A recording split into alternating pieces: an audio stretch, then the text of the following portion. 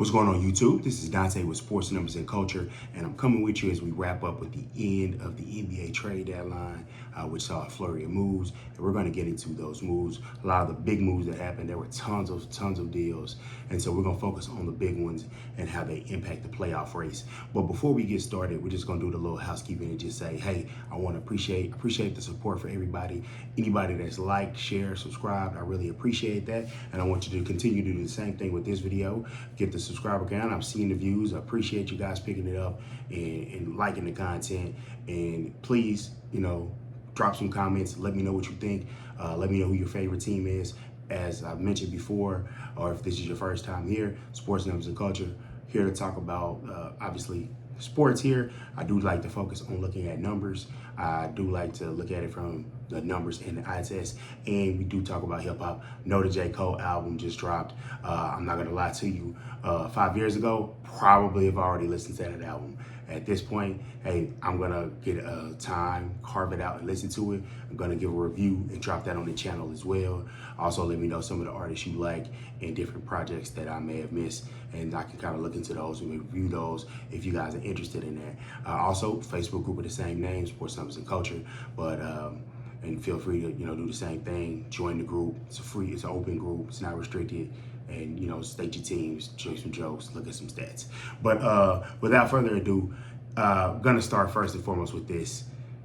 All the hype, all the buzz. You seen the other video I dropped, and hey, it was a lot of anticipation. Teams like the Timberwolves, the Heat, were making moves, all for nothing. Giannis Antetokounmpo is still a Milwaukee Buck at the end of the day, as the trade deadline is passed, and it looks like it's going to be, I guess, a bidding war for him this summer. Only thing with the bidding war is this: you have 1 year left on your deal. The more years you have left on your deal when you're trying to force your way out of a situation, the better the team has a chance to get you.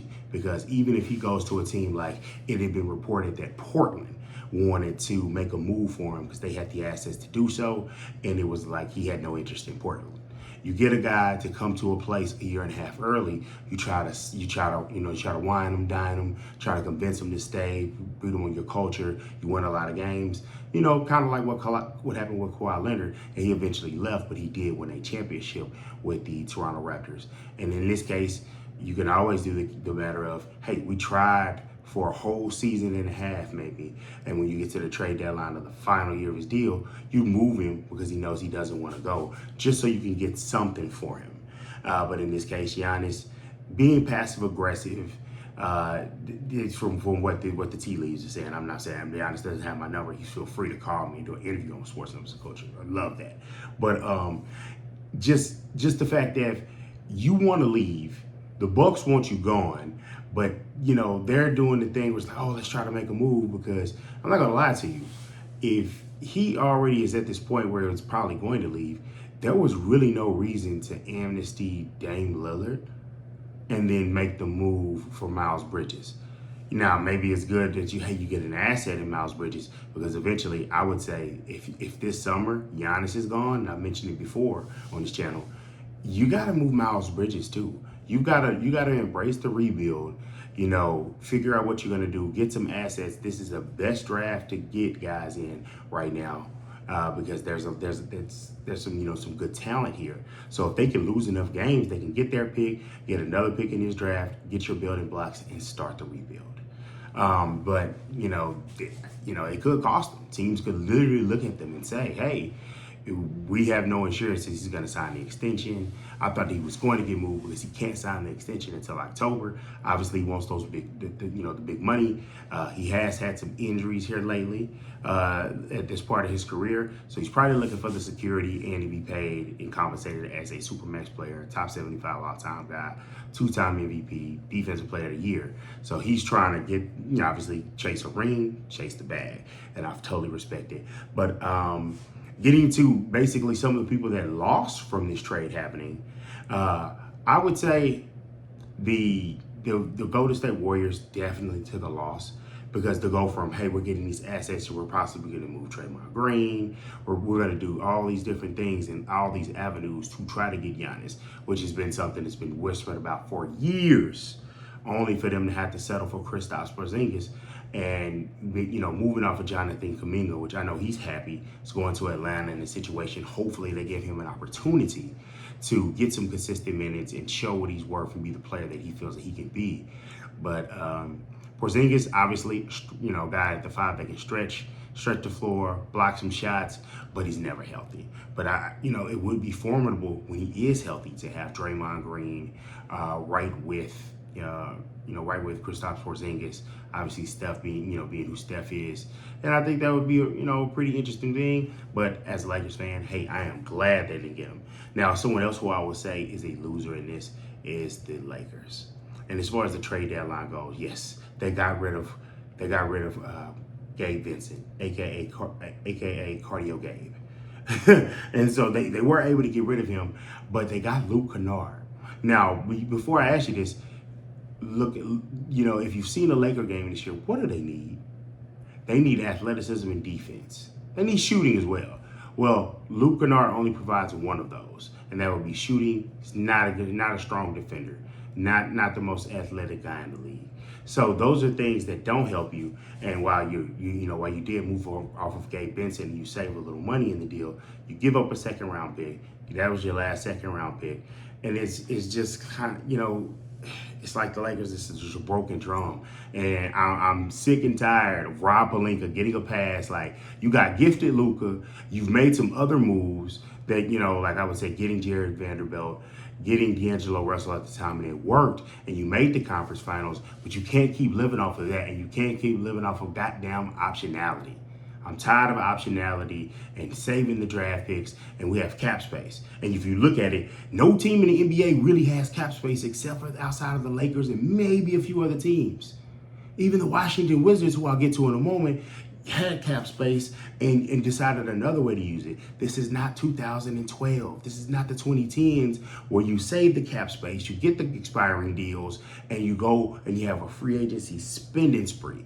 This is not that time period, and Rob Pelinka has to wake up and has to figure something out, or it could cost him. It could cost him dearly, because there's no way you can look at it and say, hey, the Giannis move isn't happening. This was communicated to other teams, and you could read the tea leaves and moves that happened. Once you saw the Warriors active, once you saw the Timberwolves active making other moves, yes, as it was reported, they could have taken their assets that they had and made that move for Giannis. But once it was communicated that they weren't, they still have those assets and were able to move things around to try to improve their team. And just, it's preposterous to think that the Lakers, they're gonna get to the playoffs. Has been, the report that was floated out there, and it's gonna be really tough to stop Luka, LeBron, and Austin Reeves. It's gonna be such a prolific offense. Well, who gives a damn if you can't get any stops? If you're not athletic enough and teams can just blow by you, and it's so frustrating. It's so frustrating that Rob Pelinka, it's just like, how are you just still bad at this after all these years? And you keep the assets that you're going to use, and you say, oh, no, we're not going to make this move in the summer. We'll have all these options to make it, at the trade deadline. Oh, no, we're not going to make a move at the trade deadline. Oh, this summer we'll have 3 first-round picks we can use. And it's just like, man, you keep kicking the can down the road and you keep selling dreams. Eventually, you got to deliver. And it's just like, you have wasted the end of the LeBron James era. And now this is the second postseason where you're going to give Luka a subpar roster that fits what he can do, and that's able to be a title contender. And it's just absurd. And so forgive the rant, but I'll go ahead and move on to some teams that did do some things in a positive manner. And I'd say one team that made some interesting moves, I'll say this. The Washington Wizards, they did acquire Anthony Davis, and they did get him for a future first-round pick and a 2026 pick. That 2026 pick is OKC's, and I know I was talking to Mad fans, and they're like, hey, I think we finally got rid of Anthony Davis. And I was like, hey, this trade isn't exactly what you think it may be. And I think they started to realize that as it came out. But the biggest part is, you want to eliminate basically any part that's tied to the Luka Doncic trade, you've already cut the head off of the snake off by getting rid of Nico Harrison. A lot of different moves have been made to kind of reverse things and put everything into the Cooper Flag timeline. But it's just like, you got pennies on the dollar for Anthony Davis. But the Wizards use their cap space. They got Trae Young. They got Anthony Davis. They're going to have Alex Sarr. And I'm glad a team that's been bad, that's basically been bad most of my adult life, but most of my entire life. Let's just keep it 100. And so you have that where you're gonna go for it with the Anthony Davis, with the Trae Young, and you have your pick that's protected. So you're likely gonna be able to get a high-end player in the draft, along with the guys like a Trae Johnson, Alex Sarr, as I mentioned, Champagne. You got young players that you can build around and make something with. At the same time, as we've seen before, like with OKC, a young team that you're pushing to win with will help them learn faster than just getting a whole bunch of ass whoopings and learning and getting better, learning on the job. You learn a lot better when you're in the competitive situations and you can see, what does this guy have? What can I do with him? Is he going to be a fit long term? And so I am happy for them in that regard.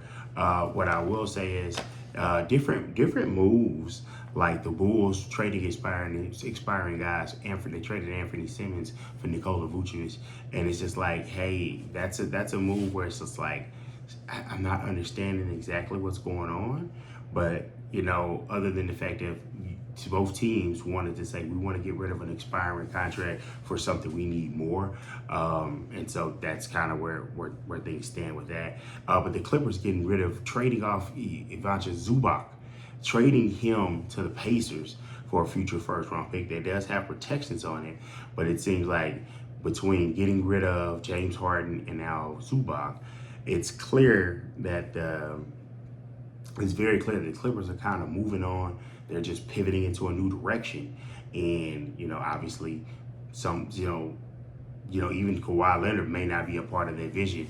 Even though I'm pretty sure some contenders called, but they look totally different from when they were. And they had a terrible start to the year. They were starting to catch it up, but kudos to them for cutting bait.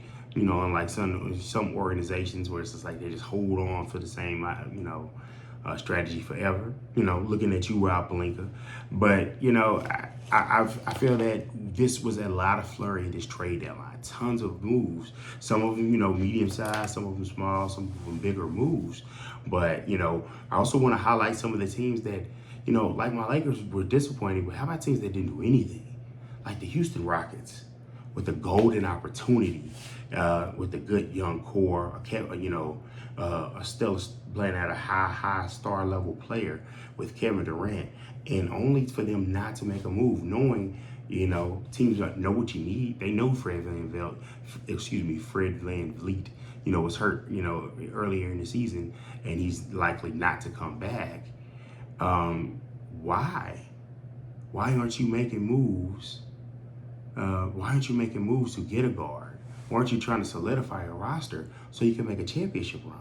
I just don't understand it. I know, I know they've been working and they've been winning, but clearly sometimes if you watch the Rockets game, you can see, hey, they need a point guard here. They need somebody to set the table. They need things to flow a certain way, and and not put so much stress on their other guys that are handling the ball, like a Kevin Durant or And so these are just these are things that I'm wondering why they didn't do them.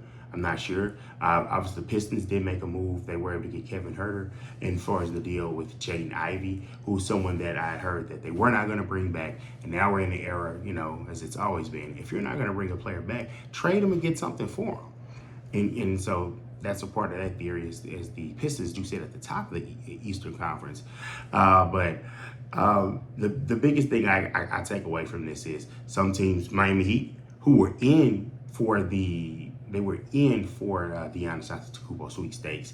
They didn't make a move either. It seems like they were kind of pigeonholed and they were kind of tied down. It's like, hey, we really want to make this move because Pat Riley's been star hunting for some time and he just hasn't been successful. And so I just wanted to come to you guys, talk a little bit about the trade deadline. Let me know who your team is. Let me know what you think. Like, share, subscribe.